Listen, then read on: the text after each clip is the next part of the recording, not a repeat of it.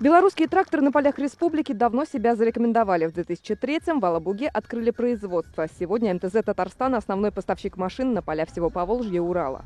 Для нас Татарстан как наш родной дом, тот дом, который у нас приютил, где у нас производственные площади. Мы сюда инвестировали порядка 80 миллионов долларов. Мы хотим, чтобы наши аграрии, именно наши республиканские аграрии, всегда находились в самых комфортных условиях. Эту выставку тракторов представили на площадке сельхозснаба в Киндерях. Посмотреть новинки приехали аграрии со всей республики. Сейчас таких машин на полях и фермах 7,5 тысяч. Более 300 штук в районе имеется.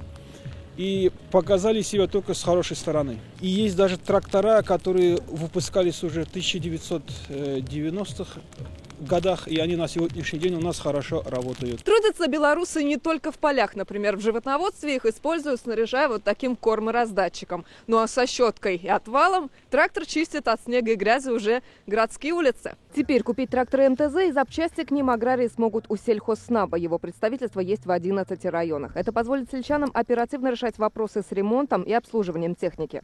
Сегодня представительство открылось просто именно тракторного завода, который у нас никогда не было. В Елабуге есть завод, они продают только оптом, а мы просто розницу.